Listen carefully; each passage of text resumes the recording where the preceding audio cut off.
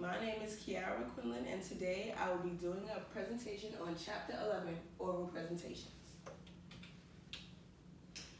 Many people might want to do a presentation, but there's a few things that you need to make sure that your presentation is flawless. Those things consist of planning for your presentation, organizing your presentation, using visuals, and delivering your actual presentation.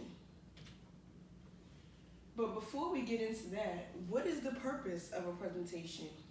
There could be many purposes for a presentation, and those include to report a new event or project, to explain a new process or procedure, to persuade the audience on a new idea or item, or to motivate, inspire the audience to take action. Now, once you find out what is your purpose of your presentation, you have to start planning for your actual presentation.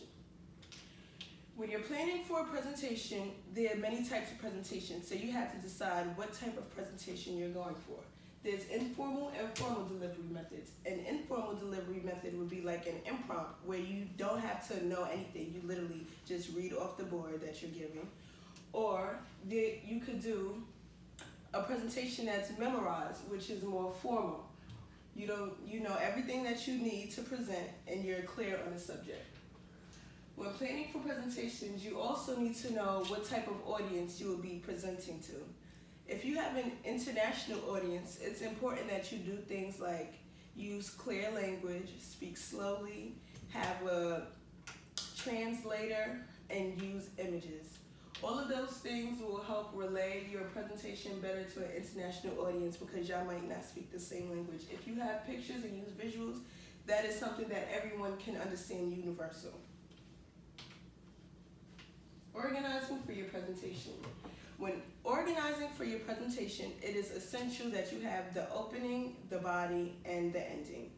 When doing the opening of a presentation, it is important that you be creative. You can do this by including things like quotes, questions, facts, a little story, anything that will bring in the audience's attention and grab them so that they're paying attention. You want to come out with a strong opening, so it's important that you're creative. Next, you want to focus on the body. When you're doing a body, you want to make sure that everything flows, it's in chronological order and it's in sequence. This way, everybody will understand the story and it will flow and they will understand your presentation and where it's going. And finally, the ending. You want to finish strong and upbeat. It's very important that when you're ending, you summarize main points and bring in takeaways so that everybody understands, what was the purpose of your presentation and what you're getting at. Using visuals. When you're using visuals, it is important that you present your main points clearly. You can do this by including things like a title slide, the main point slide, the agenda slide, just so the audience knows exactly what they're viewing. Next, you want to make sure your slides are easy to follow. You can do this by having a page tracker. You don't want to lose your audience's attention by having like a long-winded presentation. They don't know where you're going, what you're really talking about. So you make sure your slides are easy to follow. Replace words with pictures. Another thing when presenting, nobody wants to look at a screen full of words. So you can easily replace some of those words with pictures. And I'm sure the picture can be interpreted just as well as the words, and that will actually grab more of the audience's attention than wanting to actually read. You can also include videos. Videos grab the audience's attention when they're dozing out. It's something for them to look at rather than just, looking at the PowerPoint. A video also is a great way to sum up the topic of what you're talking about. And lastly, handouts.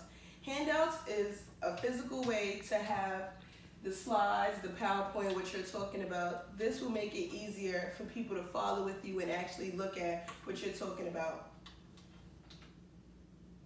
Finally, delivering the presentation. When you deliver a presentation, you want to make sure you practice the presentation. Practice makes perfect. Practice, practice, practice. You want to practice things like having a conversational tone. You want to practice, what you're actually going to say. You want to practice the gestures. You want to practice just everything presenting so it's smooth and it flows and you're not anxious or nervous because you already know exactly what you're going to say. You want to dress appropriate. And dress comfortable. You want to be comfortable because if you're uncomfortable, you might be doing things, trying to fix your outfit, and that's going to take away from your presentation because the people are going to be looking at you and not the presentation and what you have to say and offer. Keep eye contact. Let the people know that you are engaged. You don't want to just be looking down or looking elsewhere. Keep eye contact with the people and they'll give you eye contact back and y'all will both be engaged. Remain calm.